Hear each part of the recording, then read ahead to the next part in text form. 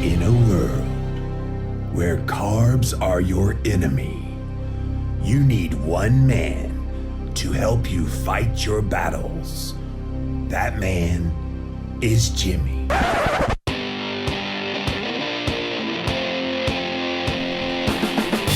Combating nutrition disinformation and general bull.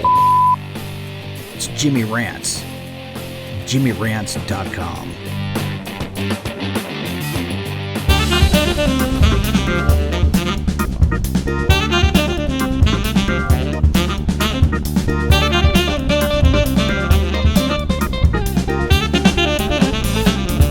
What's up, you guys? Welcome back to another Instagram Live, and we're here with another episode of Jimmy Rants. JimmyRants.com is the website to engage in the content. You can start off by engaging live in the content. You got to go follow me over on Instagram. I'm at Living Low Carb Man, LIVINLOWCARBMAN. Once you're there, you can engage live, just like all of these beautiful people are doing right now. Thank you guys for being here today on Jimmy Rants. If you missed the live, you can watch it on replay on Instagram for up to 24 hours. After 24 hours, it does disappear. You'll need to pop on over to YouTube. That's where we house all of the past episodes of this here show in video form. Forever and ever, amen. 340 something episodes now and counting. So go check them all out on YouTube. Type in a keyword search Jimmy Rants. You will find the show. Finally, the best of the best moments of this here show are in podcast form. It's the Jimmy Rants podcast over on Apple Podcast as well as Stitcher. All of these links, you guys, are at JimmyRants.com. Today's Jimmy Rants is going to be a controversial one. Because if you talk to most people within the mainstream of health, and they're the ones that typically get quoted in articles, they're the ones that you have research come out about, they're the ones that seemingly are hell-bent on vilifying meat at every chance that they can and promoting people to eat a plant-based diet. Those are the people that think that is the way to go if you want to be environmentally friendly, if you want to be sustainable, and if you want to be healthy. But what I want to talk about here today is actually the most eco-friendly, the most sustainable, and the most healthy diet you could possibly consume actually includes animal-based foods, including meats and eggs, fish, dairy, and the like. And so I have this wonderful article I cannot wait to read to you guys today that is a declaration from the Senior Director of Sustainable Beef Production Research from the National Cattlemen's Beef Association. You know, every time I see one of these anti-meat articles, anti-meat studies come out, I always wonder what the meat industry thinks about some of the ways that their food products are being portrayed in the media and how people are interpreting what they're saying as the gospel truth simply because it shows up in some kind of a publication. So I'm glad they're standing up for themselves. But the headline of this story I'm going to read from, what's the most environmentally friendly diet? One that includes beef. So hold on to your hats, you guys. This is really good. This was in an Iowa newspaper. So Iowans care about the environment, and we all want to do more to conserve our natural resources for the next generation. Maybe you've cut back on the amount of plastic that you use, you started buying secondhand clothes at thrift shops, or you grow your own organic garden. Perhaps you're taking a closer look at your diet and shopping habits, including your choice to eat meat. Environmental and animal rights activists all claim that you can adopt an environmentally friendly diet by reducing or eliminating meat from your plate. However, livestock agriculture's role in environmental and food sustainability is much more complex than activists and social media influencers would have us believe, according to animal science and nutrition experts. So they take dead aim, you guys, and if you're just joining us, I'm making the case here, reading from this article, I'm making the case that despite what you've heard in the media, despite what you've seen in various research papers, which typically are epidemiological or observational types of research papers, despite what you've heard about the vilification of meat, actually meat is the answer to the environment, the answer to sustainability, and yes, the answer to your health. So we're going to keep reading from this article. Eating less meat or adopting meatless Mondays won't have much of an impact on climate change or on our food systems, land, and water usage, according to Dr. Sarah Place from the National Cattlemen's Beef Association. And by going meatless, check this out, guys. I love this is being articulated. By going meatless, your diet will lack many vital nutrients.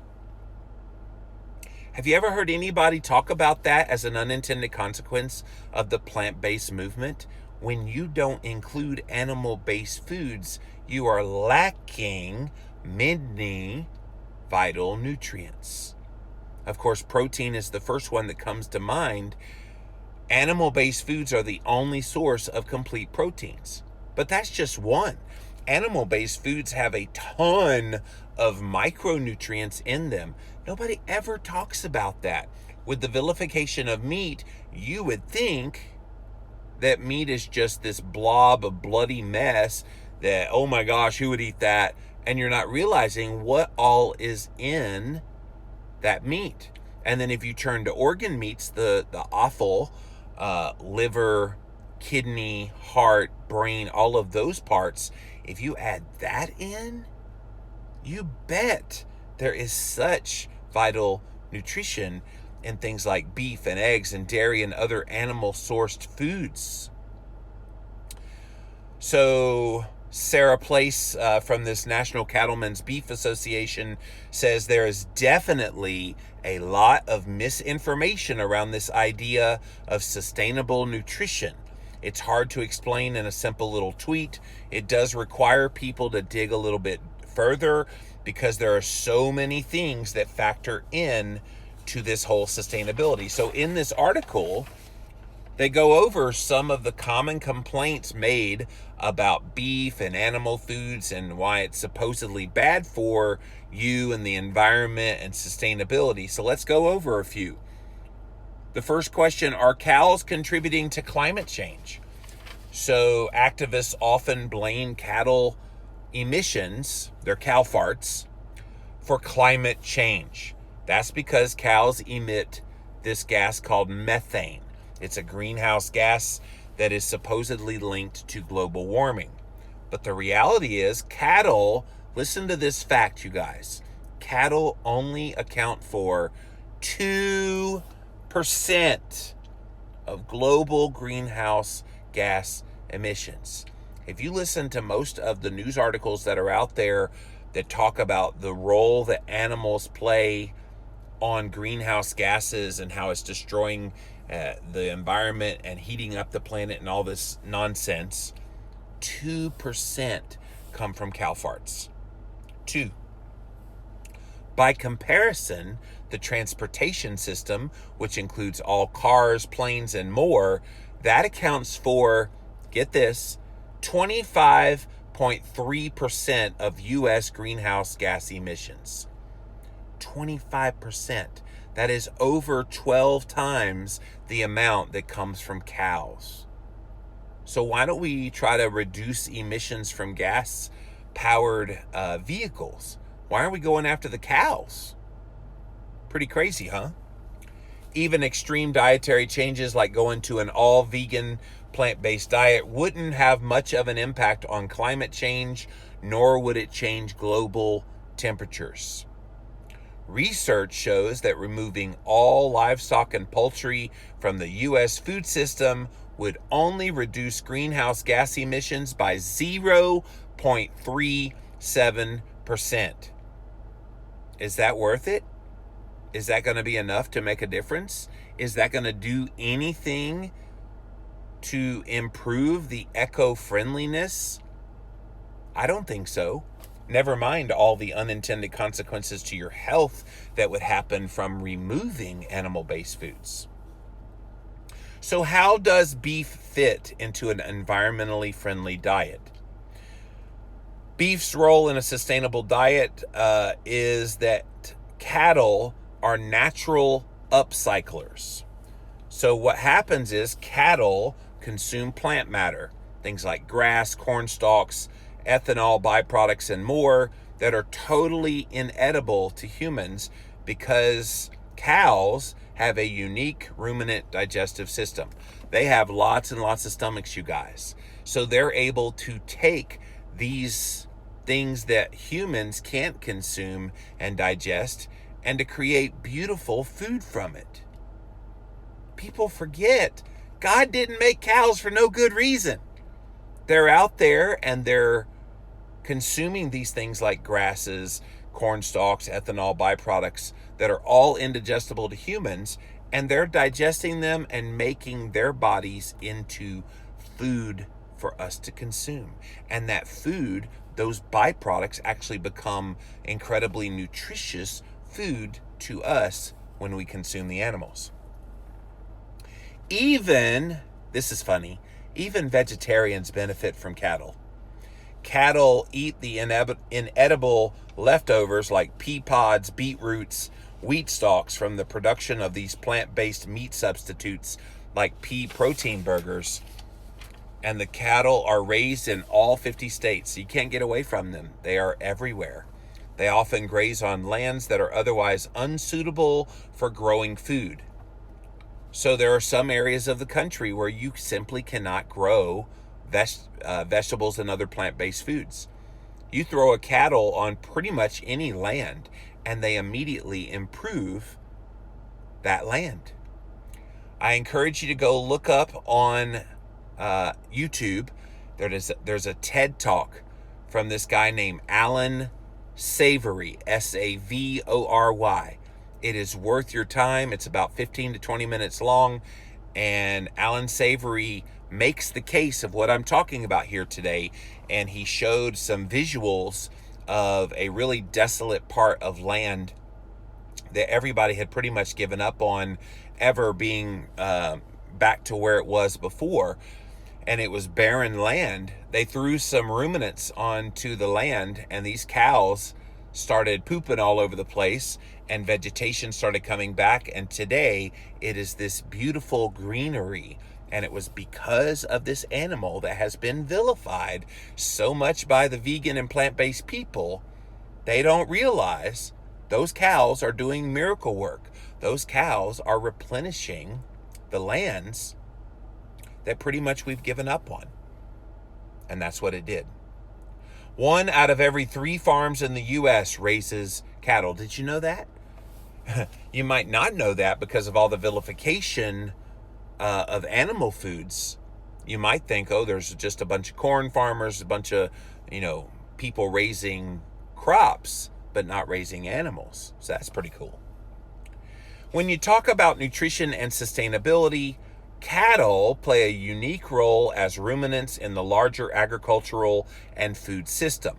They are taking what we cannot consume. They're taking grazing lands, which we cannot do any farming on, and they're upgrading all of those resources to create high quality beef for people. This cannot be underscored enough, you guys. And some of the most nutrient dense parts of your diet does not come from kale, does not come from blueberries, does not come from chia seeds. If you want to look at what the most nutritious parts of the human diet are, the top 20 most nutritious foods that you could possibly consume with a wide array of nutrients in them is animal-based foods. It is. There's a great chart in a book by Craig and Maria Emmerich, their book called Keto. They have a nice chart in there, you guys, that I encourage you to check it out, that shows you the most nutrient-dense foods you consume. The top 20 is all animal foods. And then they put kale and blueberries and that kind of thing. But the top 20 is, beef liver, beef heart, even the muscle meats of beef. It's pretty amazing. You wouldn't think that because you're not hearing anything about that out there in the mainstream of nutrition. Furthermore, cow manure is also a very high quality fertilizer that is used in conventional and organic farming. This is the most ironic argument to me why veganism is a crock, because they don't want anything to do with animal-based foods, yet without animal poop, let's just put it that way, they couldn't grow vegetables. Have you ever stopped to think about that? Without an animal defecating on their garden, not literally, but without having animal poop, they couldn't have their precious vegetables. And how many bugs are killed in the process of growing vegetables and other plant-based matter? A lot. Unless you want those bugs to overtake your garden and totally consume all of what you're trying to grow.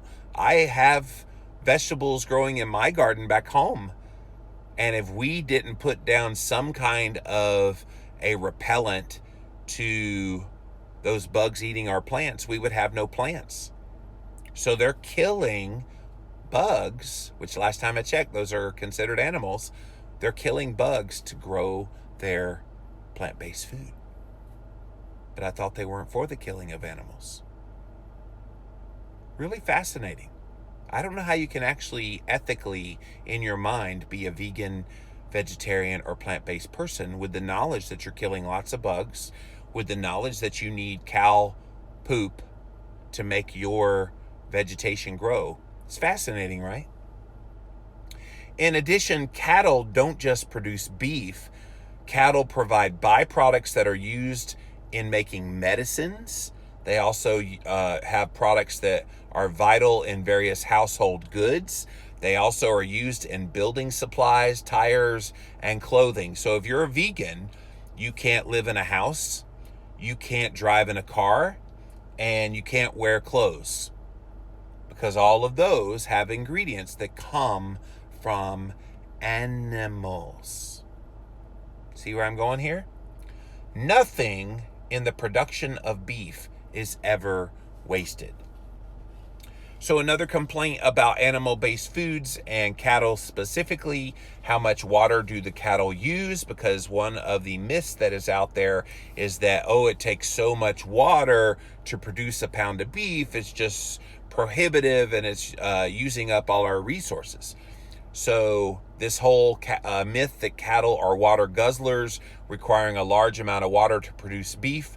A new USDA study found it takes about 308 gallons of water to produce 1 pound of boneless beef.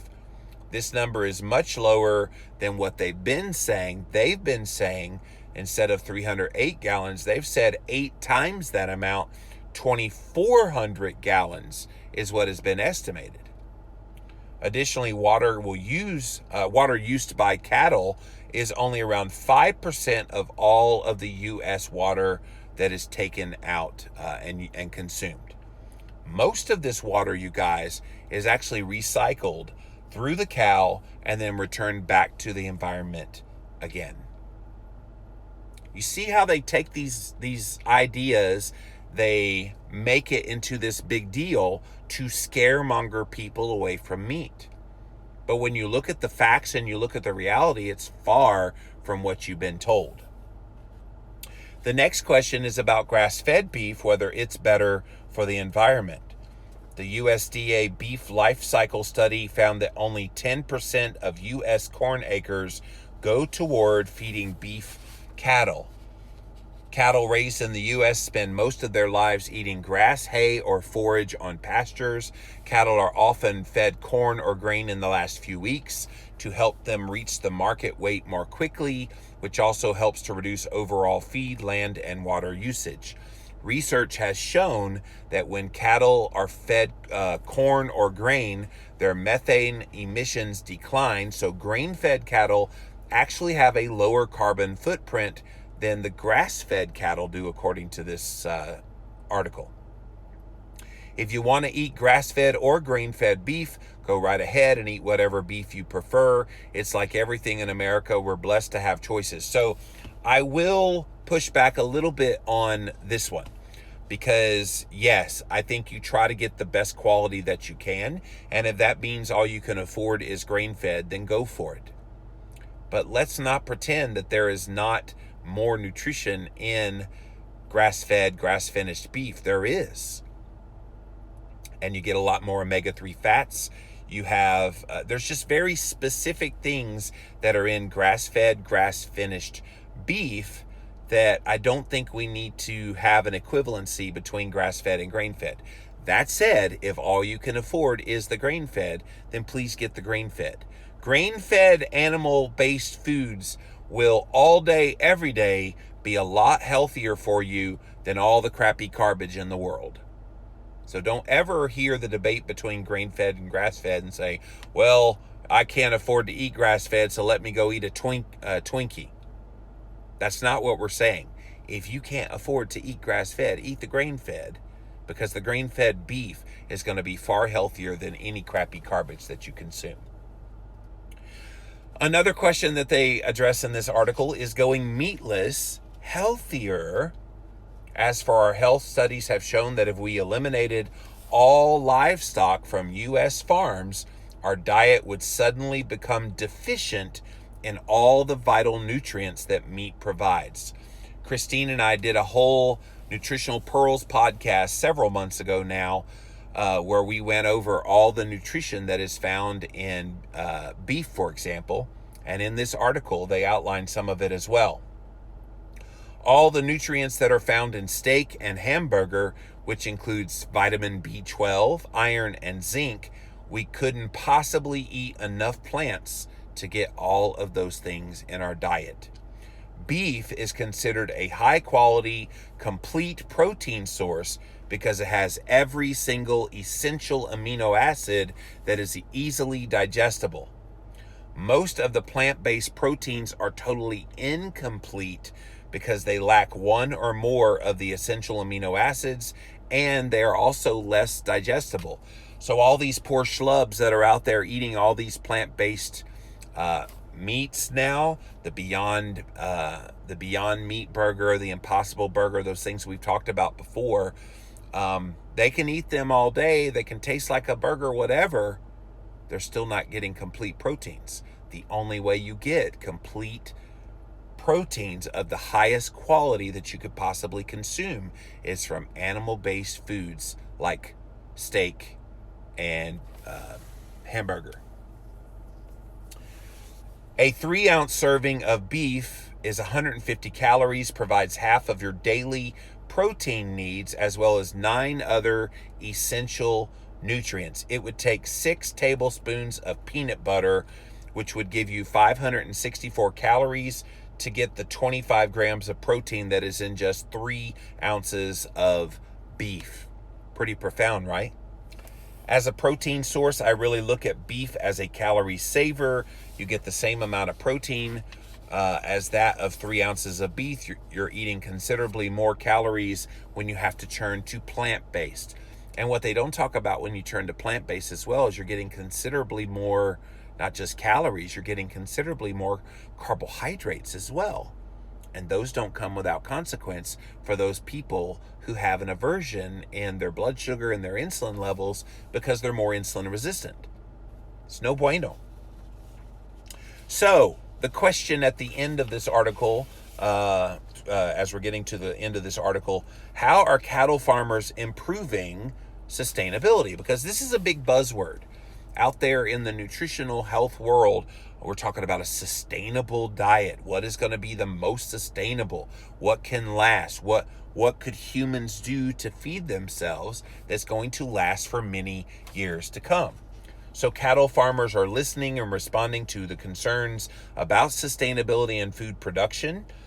They say farmers are adopting improved tools and methods to help make farming much more effective, efficient, and environmentally friendly. Over the last 4 decades, the U.S. cattle herd has shrunk by 1/3, yet U.S. farmers are producing more beef today than they did in the 1970s. So less cattle, but more production means they're being very efficient with the production. That's pretty cool. Additionally, more Iowa farmers are planting autumn cover crops like oats, alfalfa, and grasses, which help to prevent soil loss and protect the water quality. And as ruminant animals, cattle can eat any of these any of these cover crops. So they're growing crops specifically to feed to the cattle. Cattle farmers are also complete beef quality assurance training to ensure that they are raising the safest, most nutritious beef in the most sustainable way. Consumers want to know where their food comes from. Farmers want to be a lot more transparent. Farmers are always looking for ways to improve, keeping an eye on environmental quality in every aspect. I've met quite a few farmers over the years of what I've gotten to do for a living, and that raise cattle, and almost all of them are so vested in making sure that those animals that they're raising, by the time they get on your dinner plate to consume, they've done everything they can to make that the best quality food for you to consume. Do you think Big Food, with all the crappy garbage that they make available in a grocery store, do you think they have that same kind of love, care, and concern and compassion for you, the consumer? Not a chance. Do you think some of these factory farms where they're just pumping out soybeans and they're pumping out corn and all these other crops, do you think they care about you, the consumer, at the end of the whole process as you're consuming the products that have their ingredients in them? No, they don't. But these local farmers that raise their own cattle, they do. They care a lot about you. And they put a lot of time, energy, and effort. And let's put it this way. People complain about the price of grass-fed, grass-finished beef. If you knew all the work that went into making that food, you would gladly pay probably double what you actually pay. If you knew the blood, sweat, and tears that went into that. And the fact that this person, as a farmer, cares about you so much that they'd be willing to go through all that effort so that you get good quality food. Now, on a smaller scale, for me and Christine, we own 25 backyard chickens. And it's a lot of work taking care of chickens. I love every minute of it. It is so worth it. These chickens, they crack me up. And I get good quality fat, cholesterol, and protein from those eggs. But at the end of the day, by the time you add up all the things that I've done to take care of them, it's extremely time-consuming. It's extremely hard work. And it costs money. So when you pay $6.99 a dozen for organic, good quality eggs, don't bellyache. They're probably worth $15 a dozen. By the time that farmer has put in all the effort that they did, they're making pennies at best. Profit margin. And a lot of them don't do it for the profit margin. A lot of them do it because they love you, the consumer, and want you to have access to real whole foods that you want. Thank a farmer next time you see him, by the way. If you go to a farmer's market, just say, thank you.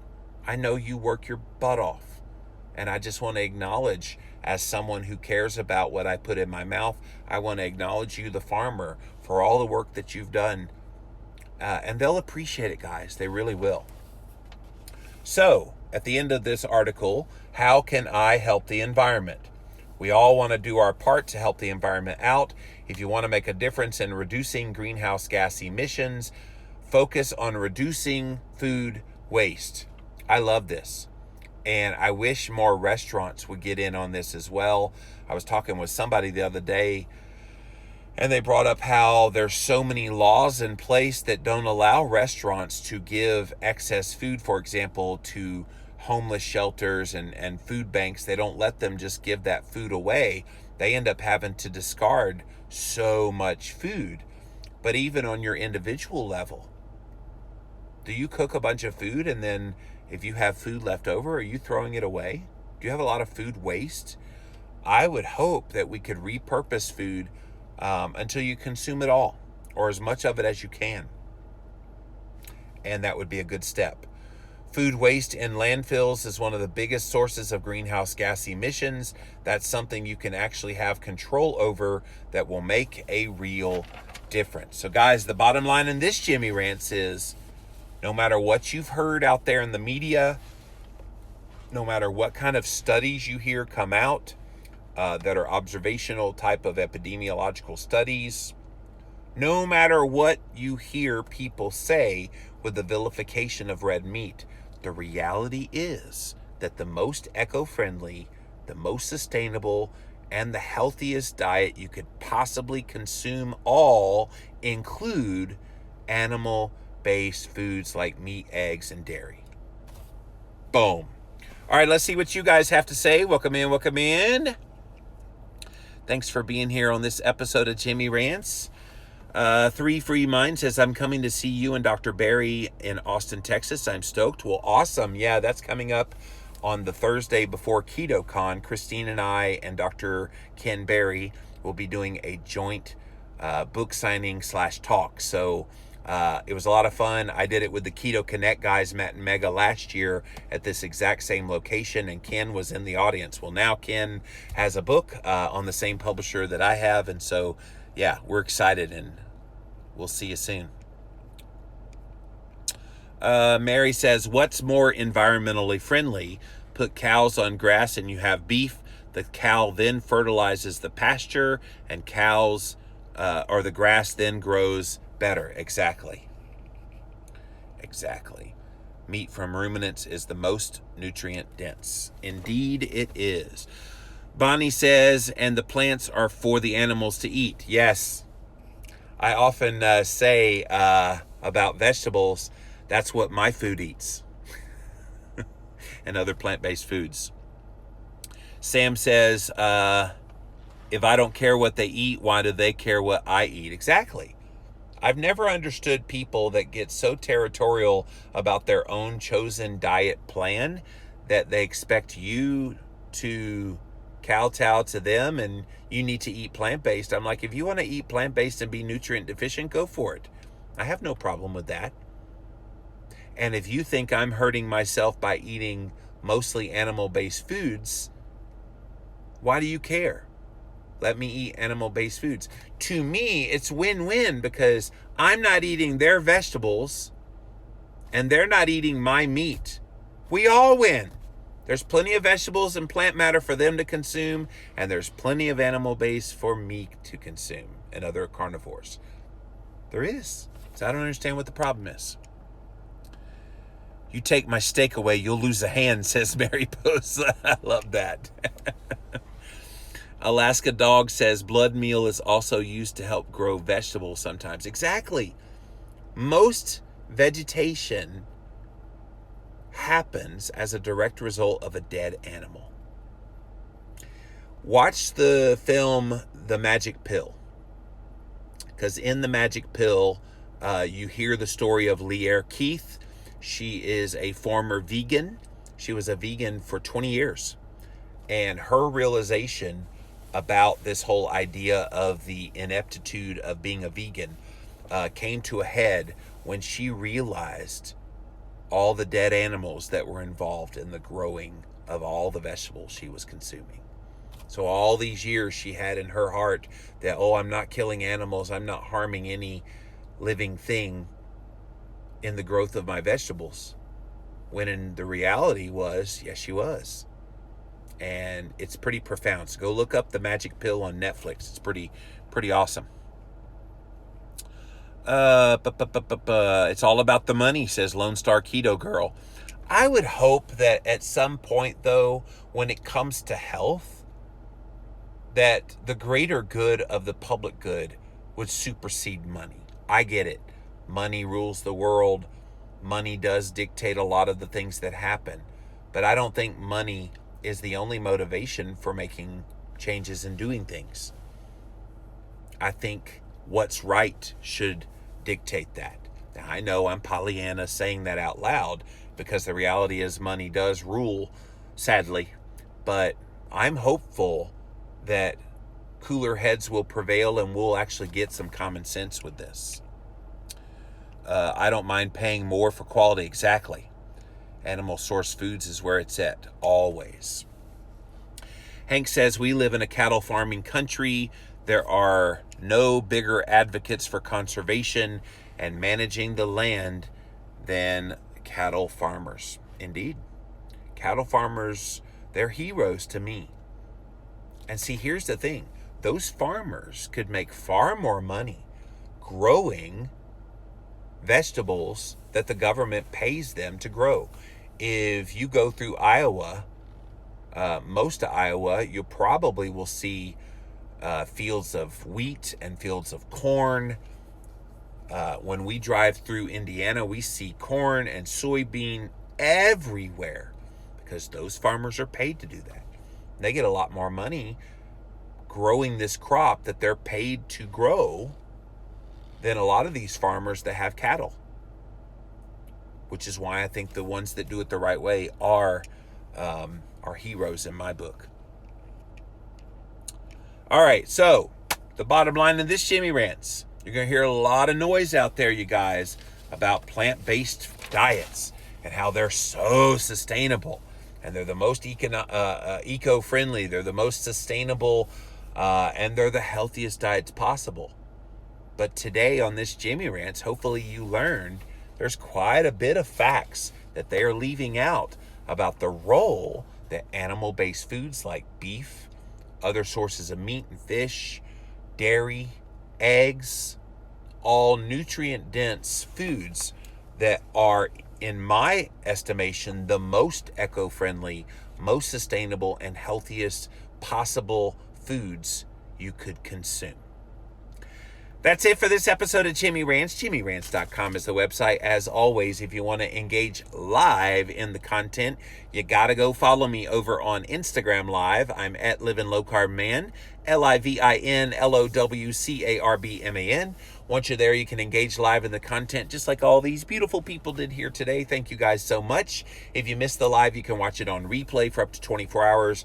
After 24 hours, it does disappear. We throw all the past episodes up on YouTube.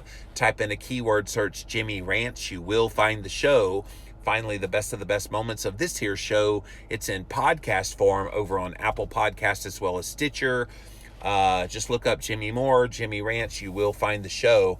All of these links, you guys, are at jimmyrants.com.